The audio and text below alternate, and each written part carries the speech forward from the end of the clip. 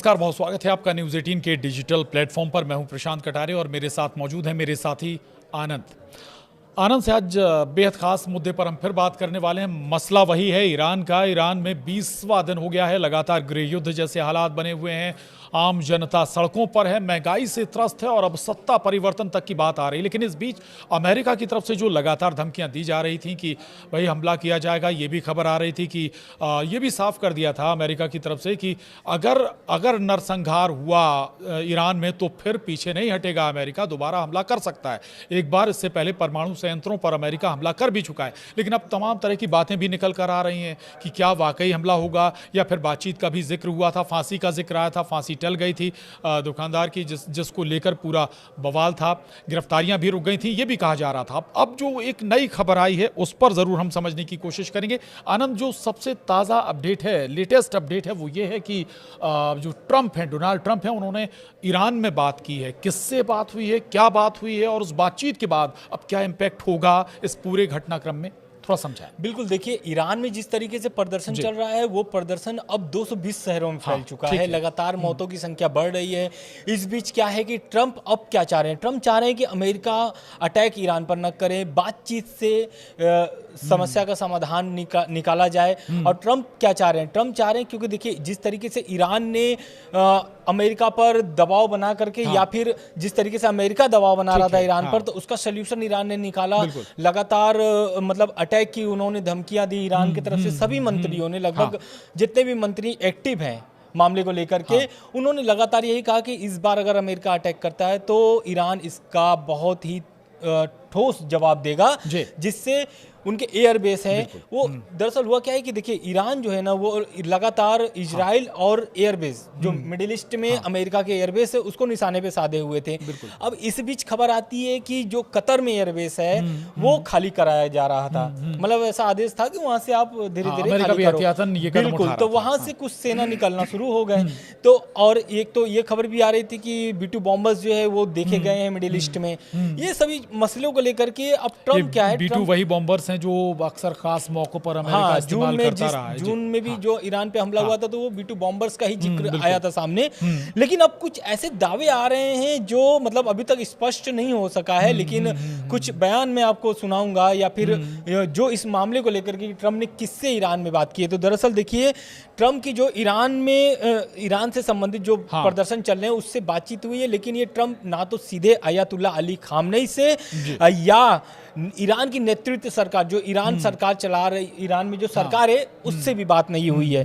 हाँ, लेकिन ऐसी खबरें सामने निकल के आ रही हैं कि ईरान से जो है कि ट्रंप की बातचीत हुई है और ये फोन पर बातचीत हुई है। और ये दावा जो कर रहे हैं वो है ईरानी राजदूत पाकिस्तान में तैनात हैं इस समय, उनका नाम है रजा अमीरी मोगदाम।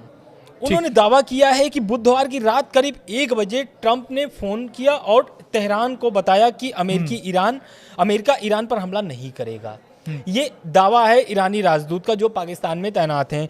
उनका ये भी कहना है कि वो चाहते हैं कि समन्वय बना करके और अमेरिकी जो संपत्तियां हैं उन पर एक तरीके से जो टारगेट किया जा रहा था, जो मैंने आपको शुरू में बताया, यानी कि ये एक डर भी हम कह सकते हैं, अमेरिका के अंदर का एक डर भी है जो बात की गई। अगर बैलेंस करने की कोशिश की गई, चूंकि ईरान भी लगातार ये कह रहा था कि हम जो भी बेस हैं अमेरिका के उनको टारगेट करेंगे, जो पड़ोसी मुल्क हैं, उसका ये इम्पैक्ट है क्या अगर बातचीत हुई है तो?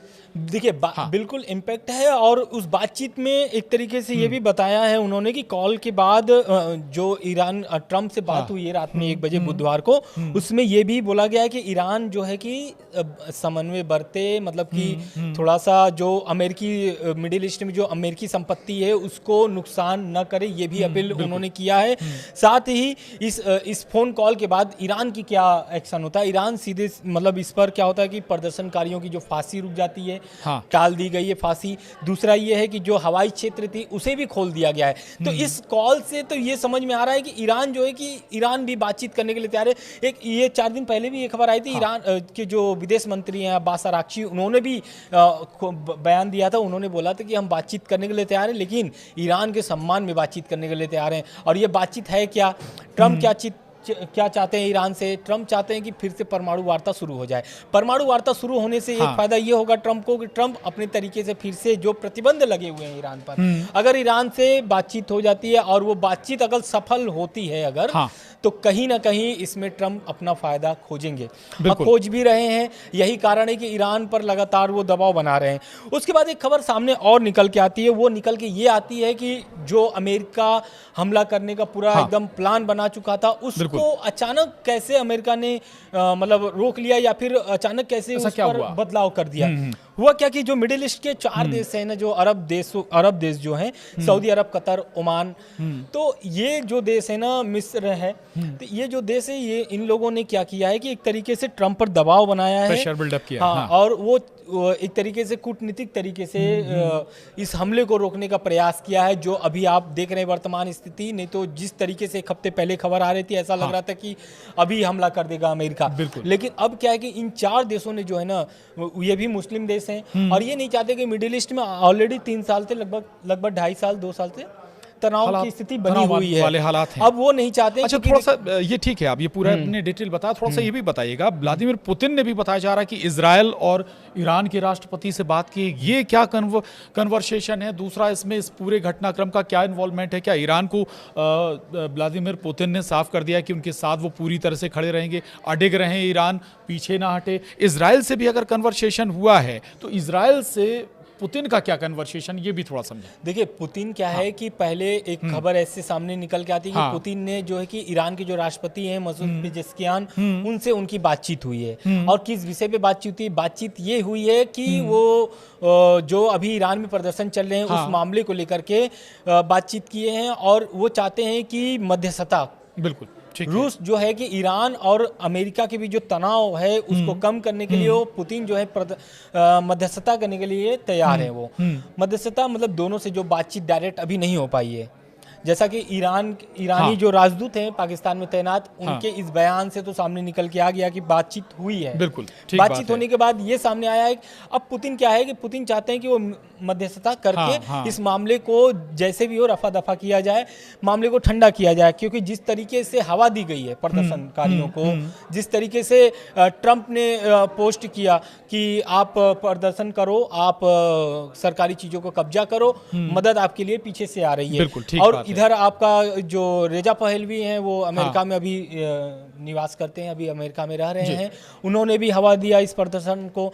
तो यही कारण है कि आज जो है, आज की स्थिति जो है 220 शहरों में प्रदर्शन जारी है, आज भी जारी है प्रदर्शन। बिल्कुल। लेकिन अच्छा, अब बिल्कुल मैं ये पूछना चाह रहा था, इजराइल ने भी कहा है कि ईरानी जो गार्ड हैं उन्हें आतंकवादी घोषित किया जाए, यानी कि जो लगातार मौतें हो रही हैं उस पर आरोप लगाने का। बिल्कुल, आप ये सही कह रहे हैं। लेकिन इसके पहले एक और भी बात है कि मसूद पेजेश्कियान से बात करने के बाद पुतिन उसके पहले इजराइल के जो प्रधानमंत्री हैं बेंजामिन नेतन्याहू, उनसे उनकी बातचीत हुई है। अच्छा। और वो भी उनसे बातचीत करके ये समझाना चाह रहे थे और स्थिति को और मतलब बढ़ाना नहीं चाहते हैं।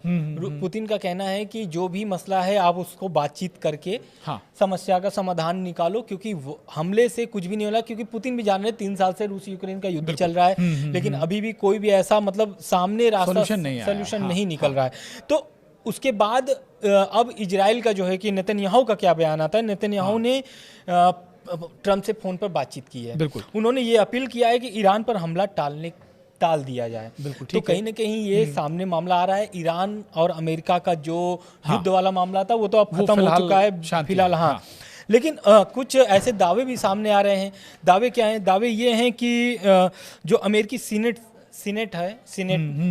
हैं वो क्या कह रहे हैं? वो कह रहे हैं कि जैसा लोग कह रहे हैं कि ट्रंप हमला नहीं करेंगे, तो ट्रंप हमला रद्द नहीं किए हैं। ये चीज खास करके ध्यान रखना होगा। किया गया हो। अगर ईरान अपने रवैये में बर्ताव नहीं लाता है, चेंजेस नहीं लाता है, तो ट्रंप ऐसा नहीं है कि वो रद्द कर चुके हैं, नहीं कर चुके हैं। वो चाहते हैं कि बातचीत से समस्या का समाधान निकाला जाए। और अली खामनेई भी यही चाहते हैं। यही कारण है कि जो विदेश मंत्री हैं ईरान के, अब्बास अराक्ची, उनका ये बयान आता है, क्योंकि कहीं ना कहीं जो भी ईरान फैसला लेता है वो खामनेई साहब के विरोध कभी भी नहीं लेता है। खामनेई साहब जो बोलते हैं उसको ही लेकर के ये लोग सामने लेकर के आते हैं बयान।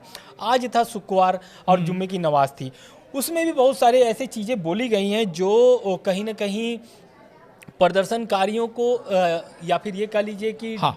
नकेल कसा जाए या फिर प्रदर्शनकारियों को डराया जाए, कुछ ऐसे वहां पर भी किए गए हैं। बिल्कुल। अच्छा, तो अभी भारत में भी जो ईरानी दूतावास है उसने अमेरिका पर निशाना साधा है। एक तरफ ये बातचीत, ये भी कहा जा रहा है कि भाई ट्रंप ने फ़ोन पर बातचीत की, अब दूसरी तरफ ईरानी दूतावास, ये किस तरह से, मतलब ये हम पीछे नहीं हटेंगे ना पीछे हटें, ये भी ईरान मैसेज देना चाह रहा है क्या? दरअसल हुआ क्या है कि भारत में जो ईरान के दूतावास हैं उनका बयान जारी हुआ है और सीधे सीधे उन्होंने बोला है कि अमेरिका पर सीधा हमला बोलना है। मतलब वो सीधे बोल रहे हैं कि अगर अमेरिका इस तरीके का रवैया अपनाता है, क्योंकि दबाव की राजनीति जब तक ट्रंप नहीं छोड़ेंगे, ईरान भी बाज नहीं आएगा, क्योंकि ईरान ऑलरेडी बहुत सारे प्रतिबंधों से झेल रहा है। आर्थिक स्थिति उनकी, रियाल गिर चुके हैं, रियाल तो इतनी स्थिति खराब है कि उनकी करेंसी कौड़ी की भाव हो चुके हैं। तो वो ईरान के जो एक तरीके से अधिकारी है वो ये चाहते हैं कि ट्रंप जो है कि थोड़ा ढिलवाई करें, ईरान के प्रति थोड़ा सा रवैया नर्म रखें, क्योंकि ईरान जिस परिस्थिति में है, लगभग 20 दिन से अगर प्रदर्शन चल रहे हैं तो आप सोचिए क्या हालात होंगे। 220 शहरों में प्रदर्शन हो रहे हैं, तो कहीं ना कहीं प्रदर्शन जारी है। बिल्कुल। एक क्वेश्चन आपने और कहा था कि जो ईरानी गार्ड्स को आतंकवादी घोषित करने का, ये इजराइल का है। तो इजराइल ने दरअसल विदेश के जो मंत्री हैं, विदेश मंत्री इजराइल के जो हैं, उन्होंने यूरोपीय संघ की शीर्ष राजनयिक एक क्लास और या फिर ये कह लीजिए कि बातचीत हुई है उनसे सीधी, उनमें उन्होंने ऐसी मांग रखी है कि ईरान की बेचैनी बढ़ सकती है, मतलब ईरान की जो है कि वो परेशानियां बढ़ सकती हैं। है मामला क्या, यूरोपीय संघ से उन्होंने अपील किया है कि इस्लामिक जो ईरान के जो आयतुल्लाह अली खामनेई हैं, सुप्रीम लीडर जो हैं, उनके नेतृत्व में जो IRGC चल रही है वो एक आतंकी संगठन है, उसको आतंकी संगठन घोषित कर दिया जाए। ये कौन कह रहा है? इजराइल के विदेश मंत्री। तो देखिए मामला समझिए, मामला क्या है कि एक तरफ तो ट्रंप सोच रहे हैं कि बातचीत हो जाए, उधर क्या है कि ईरान के जो राजदूत है वो कह रहे हैं कि हमला तय है ईरान की तरफ से। इधर इजराइल में नेतन्याहू कह रहे हैं कि जो अमेरिका हमला करना चाहता है उसको टाल दिया जाए। तो समझिए अभी भी मामला जो है कि वो पूरी तरह से खत्म नहीं हुआ है, अभी भी ऐसी स्थिति नहीं है कि अमेरिका पूरी तरह से पीछे हट गया है। पीछे ईरान के लिए सतर्क जरूर रहना होगा और जो हालात हैं उन्हें बदलना जरूर होगा, क्योंकि लगातार जनता नाराज है और अगर उनके ऊपर नरसंहार होता है तो फिर ईरान को सतर्क रहना होगा और रह गई आज जुम्मे की नमाज थी, तो आज जुम्मे के नमाज में एक तरीके से जो वहाँ के नेता हैं तेहरान में जुम्मे की नमाज का नेतृत्व जो करते हैं वो है कट्टरपंथी मौलवी अहमद खातमी। उन्होंने क्या कहा? उन्होंने कहा है कि जो गिरफ्तार प्रदर्शनकारी हैं उनको सीधे फांसी की सजा दी जाए। उन्होंने एक तरीके से ये फांसी की सजा की मांग की है। तो ये तो अगर वाकई जो मांग ये कर रहे हैं, अगर ऐसे इसमें से थोड़ा सा भी कुछ सच हो जाता है तो फिर तो ये मानिए कि भाई अमेरिका क्या पीछे हटेगा क्या? हमला करने से पहले भी एक बार हमला कर चुका है, परमाणु जो ठिकाने उन्हें टारगेट किया गया था। लेकिन एक ये स्थिति हो सकती है कि अमेरिका जो उसके बेस हैं वहाँ से अमेरिकियों को हटा ले, अपने हथियार हटा ले, इसके बाद ईरान को टारगेट करे।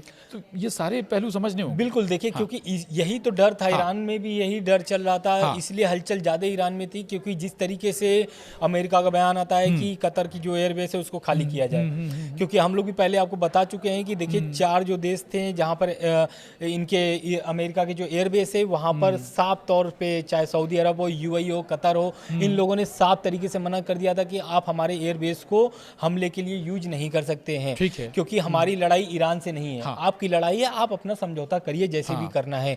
हालांकि यही जो देश है, यही इन लोगों के ही कूटनीतिक दबाव के कारण ही ट्रंप ने अपना ये हमला टाला भी है। लेकिन अब जुम्मे की नमाज वाली बात करते हैं। जो कट्टरपंथी मौलवी हैं उन्होंने इस प्रार्थना में ये मांग करके एक तरीके से और हलचल तेज कर दी है। कारण क्या है कि आपको भी पता है कि प्रदर्शनकारी को लगभग 11 दिसंबर को 11 जनवरी को एक सुनवाई होती है, अदालती कोर्ट में सुनवाई होती है और उसमें ये सीधे सीधे जो 26 वर्षीय युवा थे उनको फांसी की सजा की मांग, फांसी की सजा दी जाती है, ऐसा सुनवाई में कहा गया था। और ये एक दावा भी है न्यूज एजेंसी तो फिर फाइनली हम ये मानकर चलें आनंद की अभी कम से कम अभी हाल फिलहाल तो कोई अमेरिका अटैक नहीं करने जा रहा है, ये बिल्कुल साफ है। और हमें ये भी समझना होगा कि अगर ईरान स्थिति कुछ गड़बड़ करता है या फिर नरसंहार फिर होता है या लोगों की गिरफ्तारी जारी रहती है तो फिर उसे चिंता करने की दरकार है। बहरहाल आज की इस चर्चा में इतना ही। आशा करते हैं हमारे दर्शकों को बहुत कुछ ज़रूर इस पूरी बातचीत से समझ आया होगा क्या होने वाला है मिडिल ईस्ट में या क्या हो सकता है। आज के लिए इतना ही। नमस्कार। नमस्कार।